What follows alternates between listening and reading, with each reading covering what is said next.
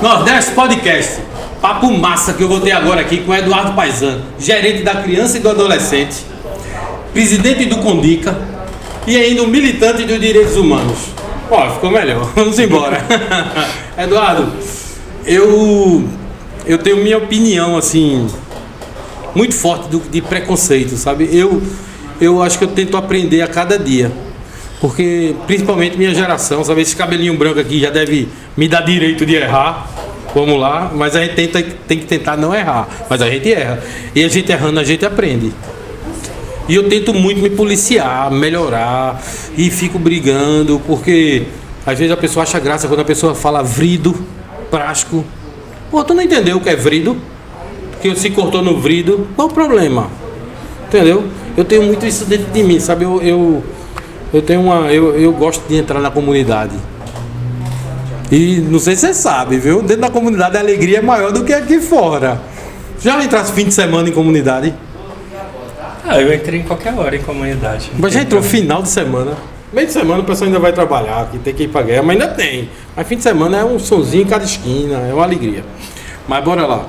Eduardo, o que é ser militante de direitos humanos?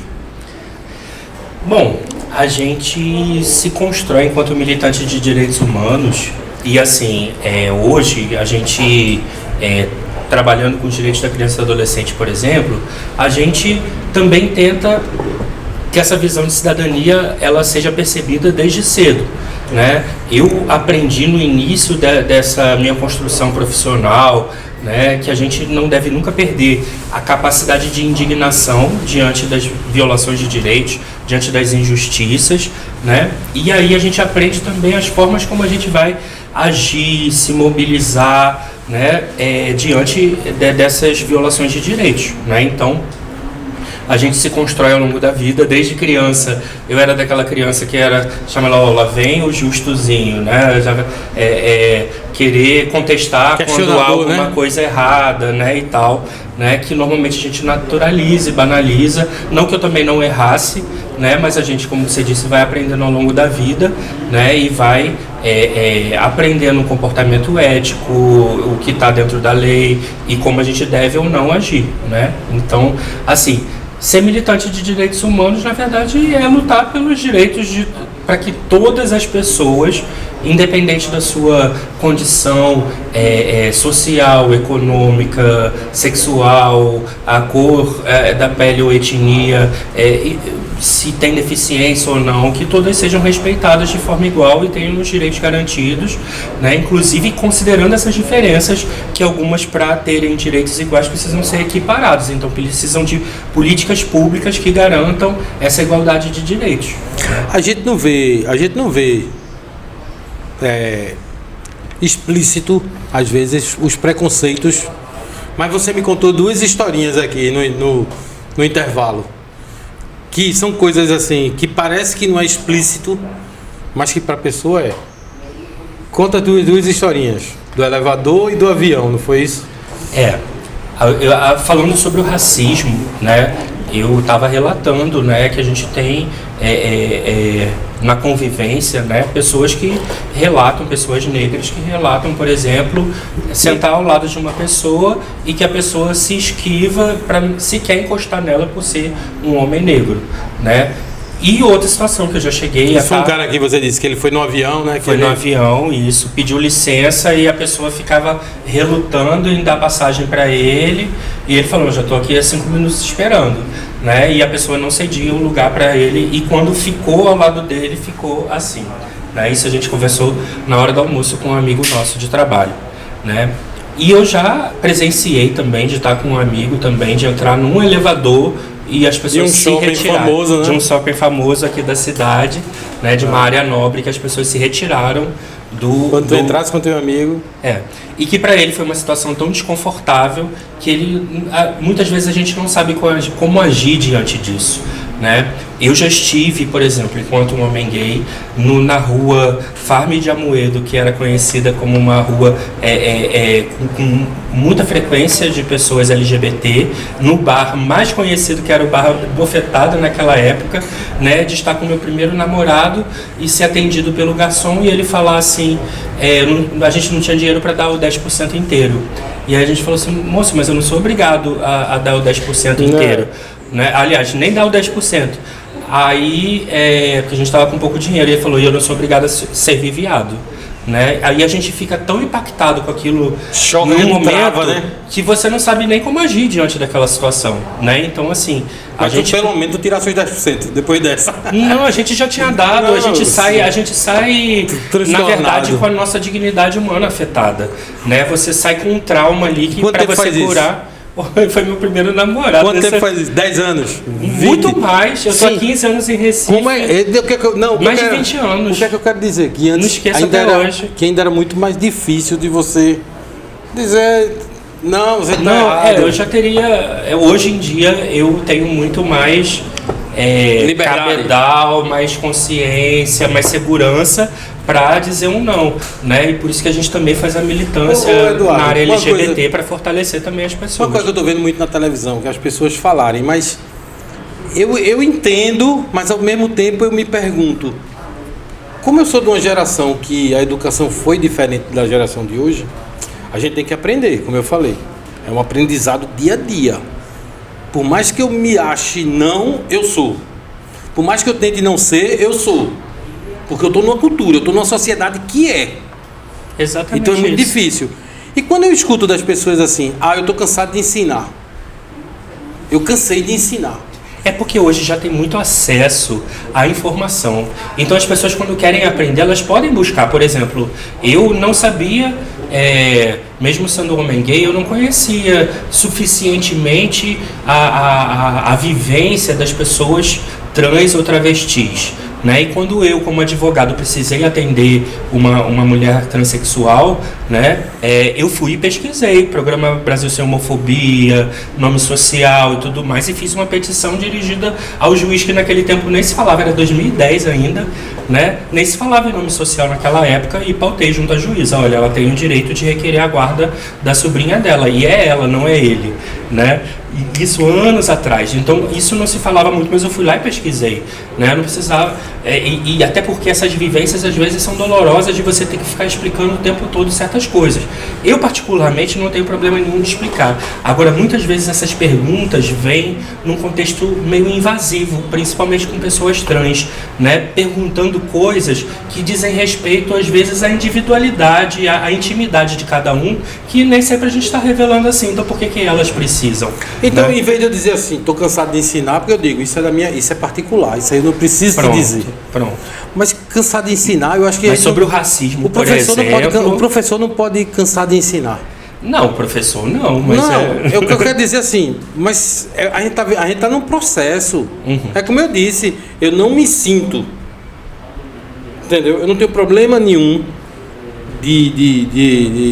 até pela minha infância, apesar de ser sido uma época, meus pais me criou e aos irmãos com todo mundo do bairro, independente de classe econômica, de cor, de pele, eu fui criado no meio, então isso me ajudou muito. Eu tive essa oportunidade. Se a gente tem um pai e mãe que tem consciência de educar seus filhos e filhas de forma a não discriminar, a não ter preconceito, já ajuda muito, né? Principalmente quando é para fortalecer alguém que faz parte desses grupos vulneráveis, né? Como uma criança negra, LGBT e tudo mais, né? Mas muitas vezes essa violação de direitos vem dentro da própria família, né? Muitas vezes a própria família discrimina essas crianças, né, entre o filho ou o sobrinho que é mais negro do que o outro.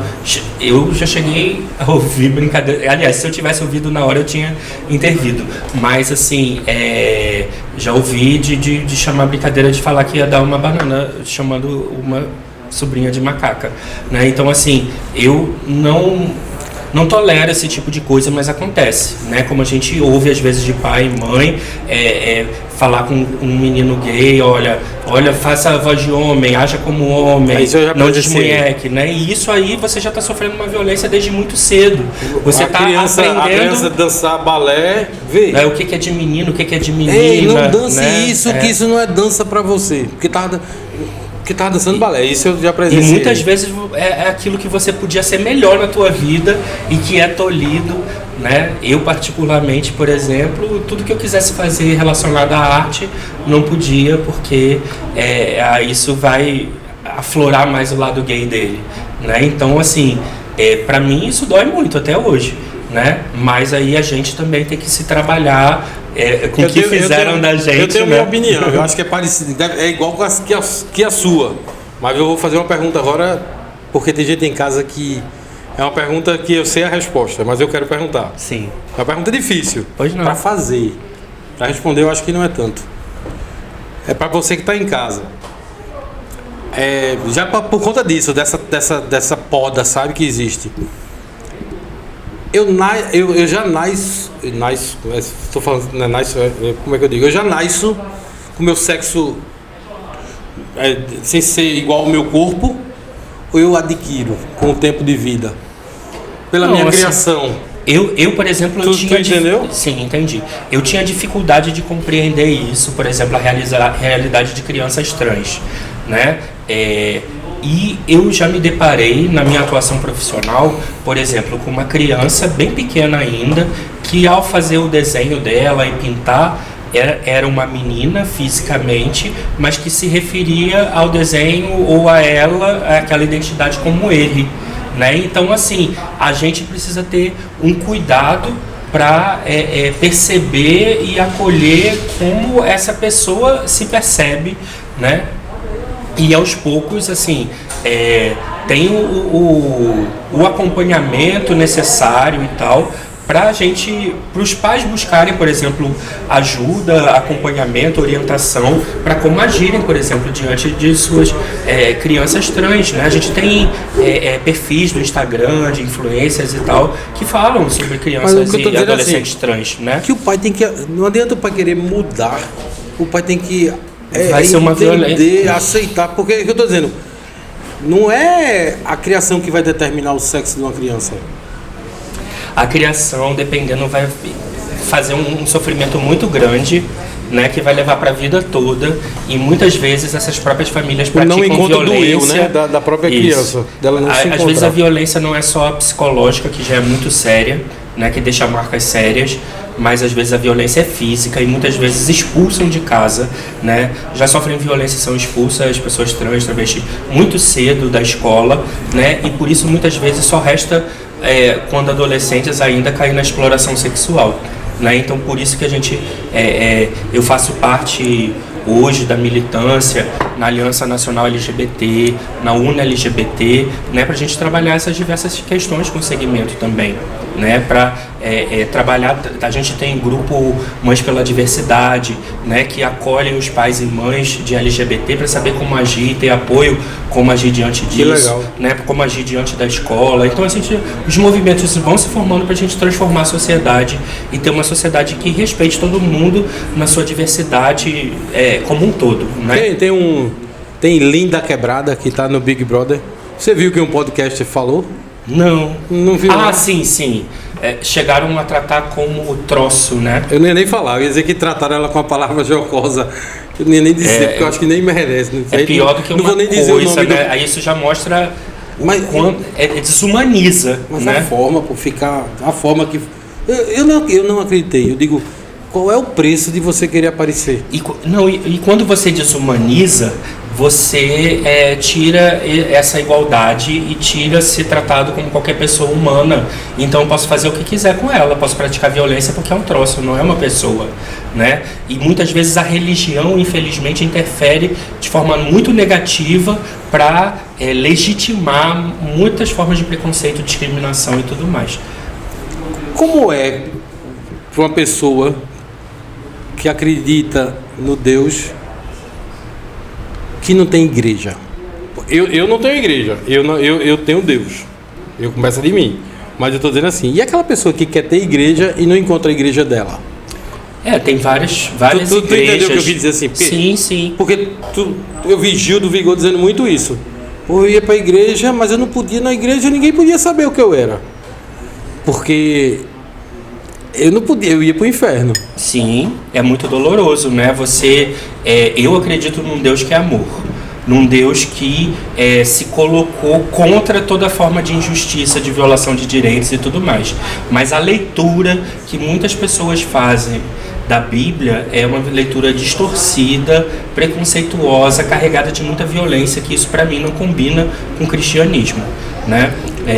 Principalmente baseado na figura de Jesus Cristo, para mim é outra coisa, né? Mas isso daí infelizmente está muito misturado com o poder, né? Embora a nossa Constituição diga que o nosso Estado é laico, ainda há muita mistura de interesses políticos através da religião.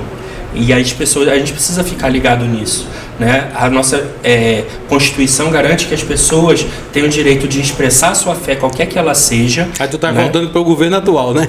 Que tá podando de novo. Que fortalece todas essas raízes de preconceitos, por exemplo, para que a gente veja pessoas que são de religião de matriz afro terem seus locais de culto destruídos, violentados, crianças receberem uma pedrada no meio da rua porque estão usando uma roupa branca que é característica, ou com torso, ou o que for, né? Então, assim, a gente precisa garantir os direitos de todas as pessoas de ter culto ou de não ter culto, de serem agnósticas, de não praticarem nenhuma religião ou praticarem qualquer religião, né? Então, isso é o papel do Estado, mas infelizmente algumas pessoas ocupam papel no legislativo ou até em cargos do executivo e distorcendo o cumprimento da própria Constituição, que é garantir a igualdade para todos e para todas, inclusive de crença ou não crença, né? Mas a igreja hoje, ela não é qualquer... Eu não sei dizer uma igreja agora que aceite 100%. A gente tem igrejas inclusivas, né? A gente tem igrejas mas são inclusive pequenas, pastoras, lésbicas e tal. A igreja anglicana hoje em dia já realiza inclusive casamento. É importante falar que quando a gente toda fala... anglicana... Se eu não me engano, sim. Acho que recentemente teve essa situação. Inclusive, não sei se acho que é pastor, né? LGBT também. Mas sofrem violências normalmente também, né? Então, assim, é um processo civilizatório que a gente está passando, né, para transformar essas realidades. E, infelizmente, a gente vem enfrentando resistência de um conservadorismo, de um povo reacionário que está incomodado da gente não poder praticar mais preconceito livremente e achar que é assim mesmo, que tá legal, né? Infelizmente. Então, assim, a luta é permanente e às vezes é bem difícil, mas a gente tá aí e a gente não tá sozinho. E tá evoluindo, querendo ou não, vamos supor, que é parte de tartaruga, mas eu não sinto que na minha geração era de uma forma e que hoje está de outra. Eu sinto que houve uma evolução, que a gente precisa aprender muito ainda. Que eu me policio muito. Os adolescentes de hoje lidam muito mais tranquilamente com a sexualidade sua ou dos colegas do que a gente lidava, né? Assim, nessa descoberta que é própria da adolescência, né? Não tem tanta questão quanto a gente. mas eu digo, não é nem só no sexual, mas é no... Em vários tipos de... Menos uma que não melhorou nada. Pra mim. A econômico, o preconceito econômico, social econômico, eu não vi melhora. Quanto... Eu acho que talvez tenha tido até uma piora, quanto assim, se a pessoa não tem uma condição financeira boa, não vi isso, eu não infelizmente vejo, não vejo ninguém trabalhar isso no Brasil. A gente trabalha, né? Assim, agora, assim, infelizmente a nossa classe média, ela acha que está muito distante da classe pobre trabalhadora, mas ela é classe trabalhadora também. Ela não percebe que 1, 2, 3 meses sem salário ela cai em situação de endividamento, pobreza como a outra, né? E a gente tem até um conceito que é construído chamado aporofobia, né? A fobia do pobre, né? Então, assim, é um preconceito estruturado muito grande, mas como eu disse na nossa conversa, né? Infelizmente, na estrutura da nossa sociedade está muito ligada ao racismo, né? E aí causa barreiras ainda maiores, né? Mas é isso, assim, a gente naturaliza muitas desigualdades também, E aí a gente tem a questão da meritocracia, de achar que quem não se deu bem na vida é porque não se esforçou o suficiente, né? Mas não olha a estrutura da sociedade, o quanto há oportunidades desiguais a depender do lugar que você nasce, onde você mora, qual a sua família e tudo mais. Pronto, então assim, uma coisa que eu percebo, que existe esse preconceito que é gritante.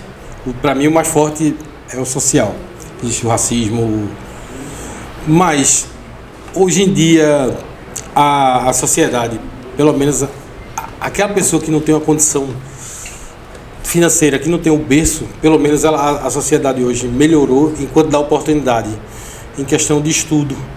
Eu vejo que tem a cota, que eu sou a favor, que consegue minimizar isso. Acho que tem muita gente ainda que é contra. Tem a qualidade do ensino, pelo menos eu acho que em Pernambuco, Ceará, eu vi uma evolução muito grande do ensino público. Eu vi agora que 2 alunos de Pernambuco passou na universidade, na USP, em medicina. Eu vi um vídeo bem legal, bicho. O pai na roça, estava roçando, no interior de Alagoas, eu acho. Não sei, no interior do Nordeste. Não sei se você viu esse vídeo. Não. Não? Aí o filho, o pai na roça, o amigo filmando e o filho correndo. Opa, aí, tudo arrepiado. Foi o que passou em medicina? Foi. Ele correndo na roça, ele, pai, aí abraça o pai. Foi muito lindo aquele vídeo. Eu sou filho de professores e de professora, né? E meus pais que vieram de condição de pobreza, né? Minha mãe da roça, meu pai é praticamente de comunidade, né? Mas eles sempre me disseram, a mim e ao meu irmão, que o que eles iam dar a nós era estudo, e daí por diante a gente faria a nossa parte, né?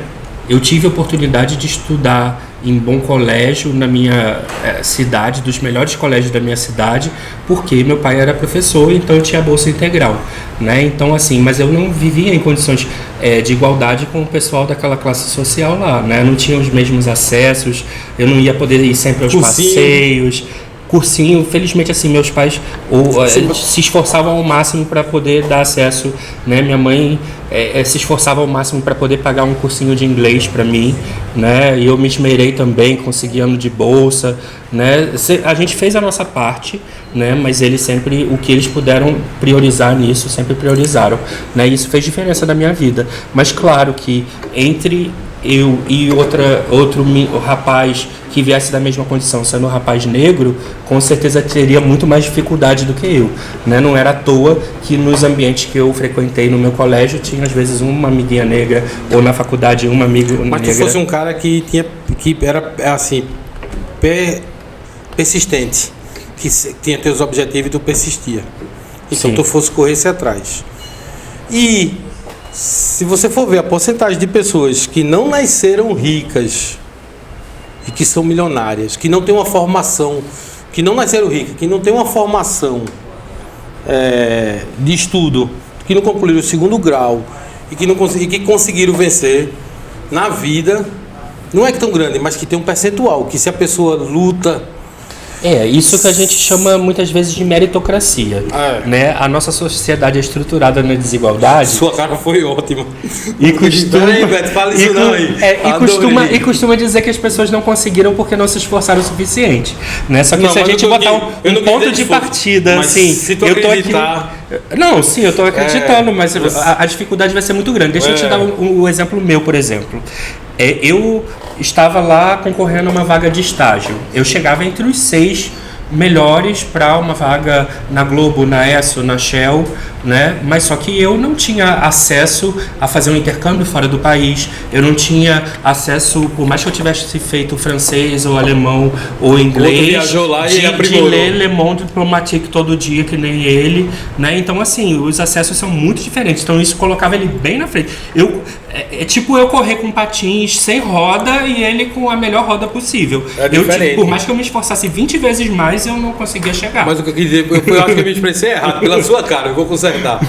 Mas não desista se você não nasceu rico. Acredite que você pode conseguir. A educação é um grande acesso, a porta de entrada para muita gente melhorar de vida, né? E o que as políticas de cotas, elas vêm para equiparar essa desigualdade histórica, né? Temporalmente, para tentar corrigir essas distorções de acesso à universidade, a espaços de poder, né, para pessoas negras, indígenas, né? Então, assim, são políticas afirmativas que combatem essa desigualdade, né? Eduardo, o tempozinho da gente estourou de novo. O relógio fica ali, né? Fica olhando de vez em quando. Tá certo. O que é que você tem agora, sua mensagem para quem está em casa de direitos humanos e da criança e do adolescente, o que você quiser. Vamos fechar isso aqui com um papo que eu adorei. Estou aprendendo, eu fico só aqui doido por isso, que eu aprendo, né? Cada vez mais um pouquinho, a gente vai aprendendo. Então, Eduardo, eu queria agradecer a tua presença, foi maravilhosa. Espero que a gente bata outros papos mais na frente e vamos receber você de novo aqui para a gente falar mais dessa questão de direitos humanos e da criança e do adolescente também. Foi um prazer. Beto, que te agradeço muitíssimo pelo espaço, né, por estar aqui podendo dialogar, o bate-papo. E é muito importante que a gente tenha espaços como esse para debater. Eu não fujo desse tipo de polêmicas, porque também atuo como professor, né, trabalhando com educação em direitos humanos. E eu acredito que a educação em direitos humanos é realmente a forma da gente combater a ignorância, que é dela que nasce o preconceito, a discriminação, a violência, né? A gente perceber que viver uma sociedade melhor, com igualdade, é melhor para todo mundo, né? Inclusive para meninos e meninas, para homens e mulheres, a gente construir essa igualdade, todo mundo vai se sentir melhor e vai conviver melhor, né? Não é fácil a gente quebrar alguns privilégios e desigualdades, mas a gente vai percebendo que isso é parte de um avanço civilizatório, né? E aí é uma luta cotidiana, né, para a gente se perceber, né, como você disse, todos nós somos estruturados por todos esses preconceitos. Eu mesmo luto o tempo todo para me desconstruir em relação ao racismo, machismo, LGBTfobia, né, o capacitismo, né, que é o preconceito contra pessoas com deficiência, ou o idadismo, que é pessoas idosas, ou a gordofobia, né, assim, tudo que coloca alguém à margem da sociedade pela diferença, né, que gera essa desigualdade, né? Então todo mundo tem o direito de ser feliz, né? Então, assim, eu te agradeço novamente esse espaço, né, e me coloco à disposição para... Vamos fazer, foi muito bom.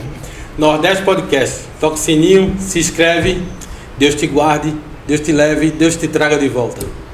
É Nordeste Podcast, é Nordeste Podcast, é Nordeste Podcast, é Nordeste Podcast, é Nordeste Podcast, é Nordeste Podcast.